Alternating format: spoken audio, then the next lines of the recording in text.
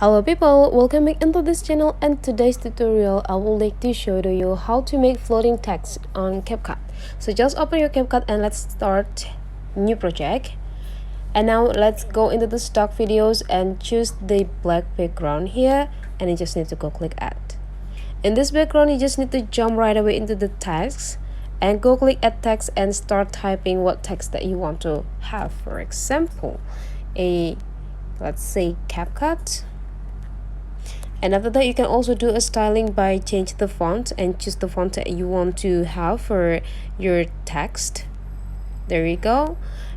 Just do a styling here. If you want to make a bigger size, just go drag it. If you want to do a curve, you can also do a spacing. If you want to the character have the spacing with large spacing, just go get it.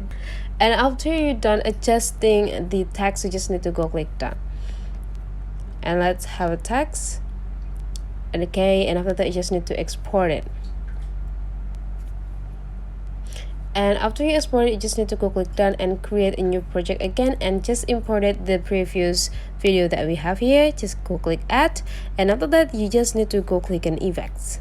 In this effect you just need to jump into the video effects and just go scrolling into the left side this part until you found a distortion.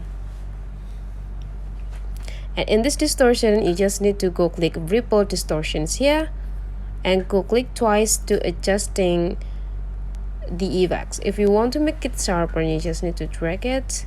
If you want to make it the size is quite big, you just need to drag into the right side too. It's quite big. Okay, and you can also adjust in the speed. If you want to make it slower, just drag it into the left side. And after you're done, you just need to go click done and get a final test. And now the text is start to be floating. So that's the way how to create a floating text on a Capcut. If you find that today's tutorial is useful for you, don't forget to subscribe into this channel.